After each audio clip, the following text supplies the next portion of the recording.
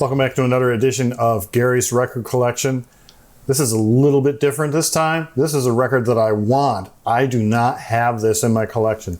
Now I have a CD of it, and I'm going to show it to you right here. This is Rush, live in St. Louis, 1980. Now, this is a copy of an actual promo album that Rush put out. They put that out after their 1980 tour was in progress. This was the Permanent Waves tour. So The Spirit of Radio, Free Will, those were the big radio hits off that album. And to capitalize that and then promote the album and not only the tour, they recorded 3 nights in St. Louis in February 1980 and put out a 2-record set.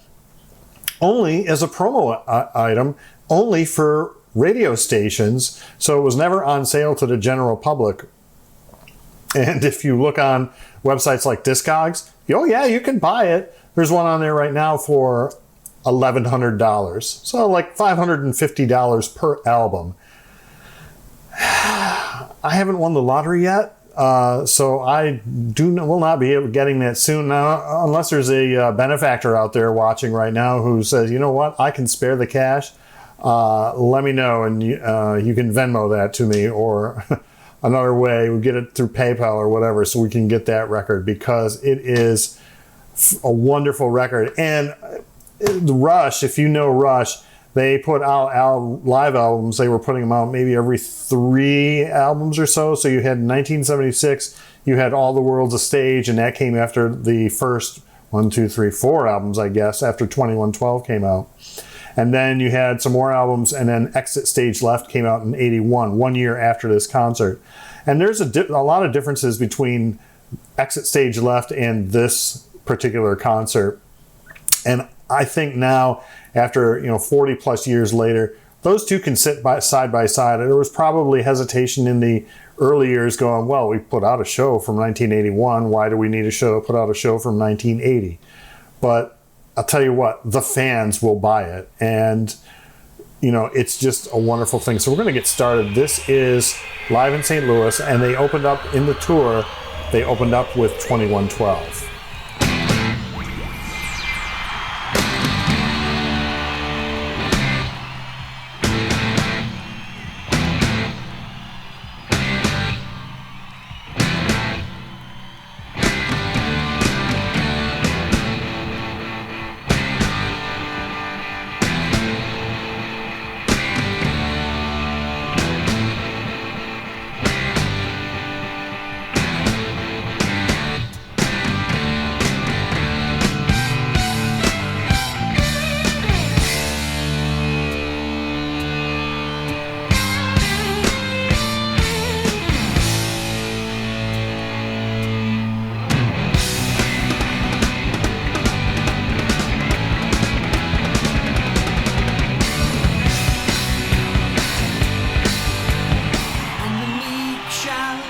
The overture to 2112, followed by the Temples of Syrinx.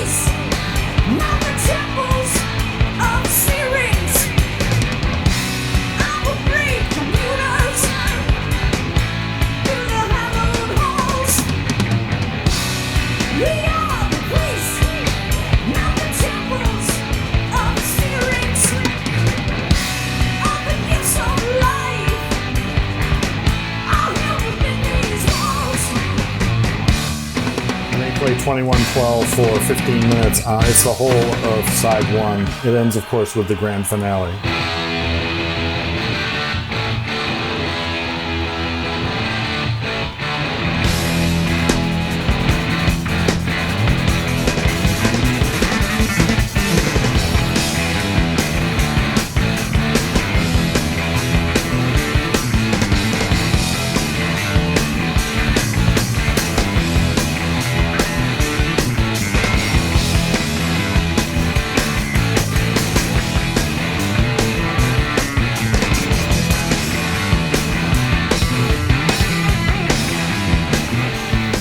You know, and the thing is here, like we're talking about, yeah, this was on All the World's a Stage in 1976, but 4 years later, and the sound has just changed. It is for the better. It's just more full, more dynamic, and they just got better with age. Another thing that was on All the World's a Stage was a live version of Bytor and the Snow Dog, and they did continue to play it. But the cool thing is like after originally being on All the World's a Stage, then the live version, they started pairing it up, and here's Bytor and the Snow Dog, the beginning of that right now.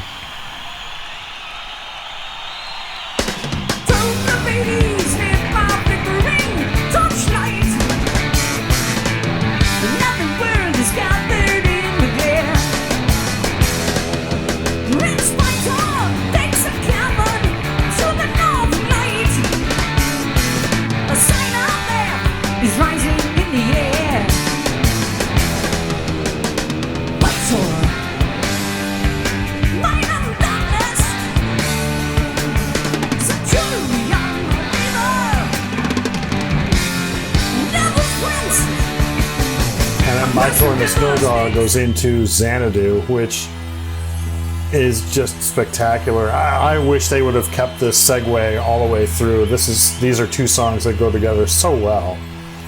And I love the thing about Xanadu Live is like, if you have a stopwatch going, it takes them about 5 minutes just to get to the first lyric in the song.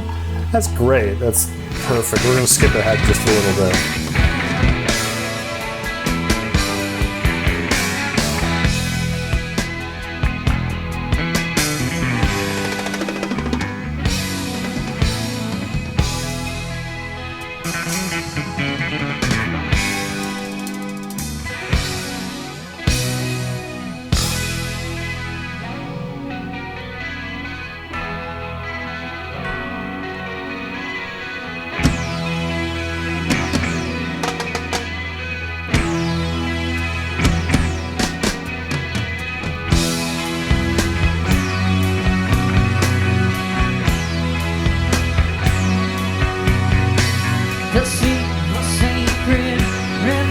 I remember Geddy Lee is singing.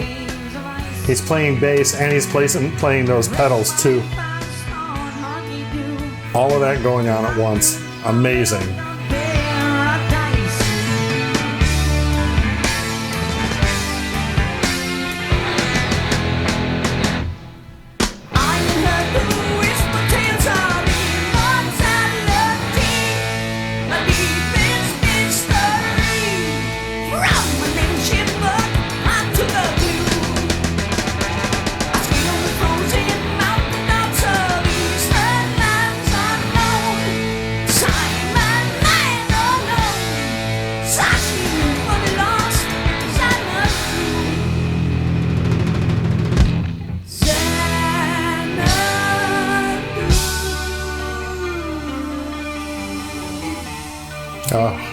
I love Xanadu, and that was a highlight on that tour.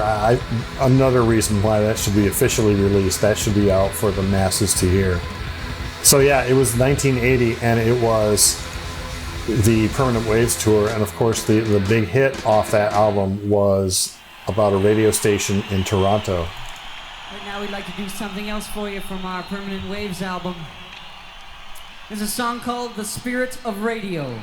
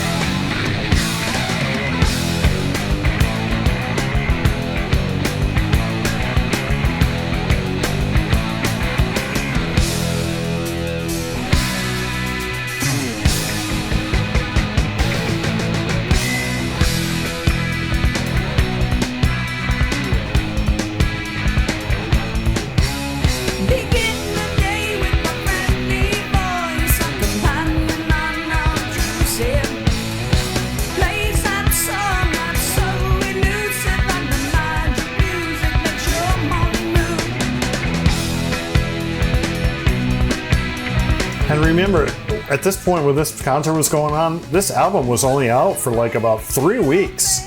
So this is a brand new song to the audience. It's not the anthem that we know now. There was a curiosity. Hey, what's this? This is a new song. We haven't heard it. So it turned out to be a great song. And then you get to, in this concert, of course, it wasn't just a concert that could fit on 2 records. They cut a lot out of this album. They did the trees, the Cygnus X1, it looked like an entire half an hour of that. Closer to the Heart, they did not include that on there. But they did get to the end, and they had to play some of those fabulous hits that everybody knows, including the one that was right off their first album.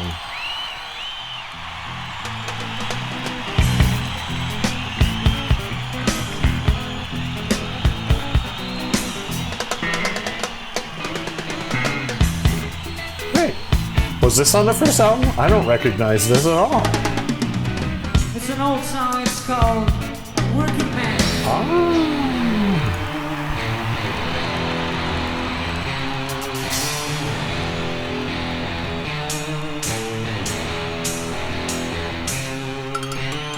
We lock it up at 7 years, and I go to work at 9. I've got no time for living yet. I'm working all the time. Well, it seems to me I could live my life, and I think I am. Not too wide to call me. Well, they call me the working man.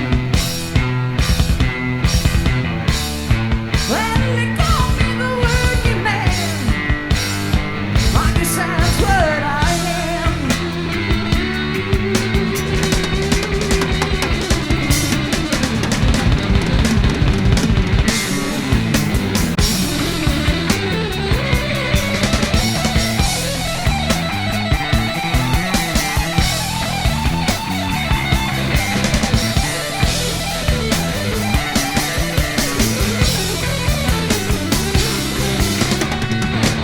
And so an interesting thing was, like, this was not the last song in the concert, and it wasn't set for the encore. You would think that it would be something along the lines of their greatest song or their most popular song, when they would bring that out as the encore. No, in fact, the encore was La Via Strangiato, which in all of its 10-minute glory, it's an instrumental. So let's take a listen, a little bit of La Via Strangiato as the encore.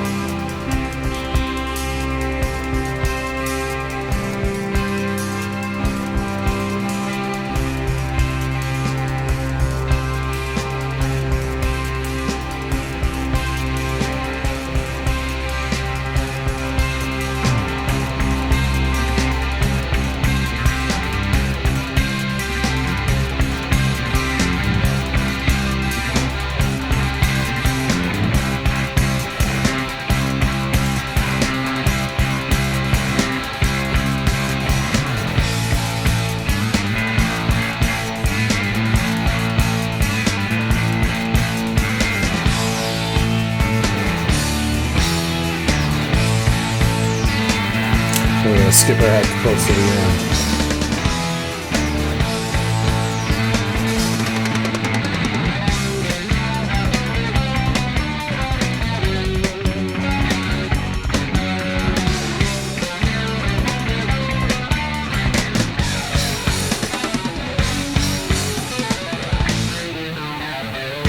Little powerhouse in there for you Warner Brothers cartoon Looney Tunes fans.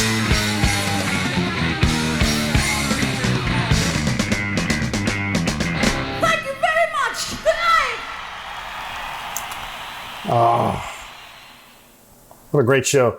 That needs to be released. That just needs to be released. Let's get to it, huh?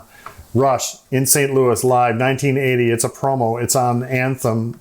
If you see it for anywhere less than $1,000, you probably should grab it. you want to help me fund it, I think it's time for a GoFundMe account. So, all right, that's on the wish list. We'll see you next time on Gary's Record Collection.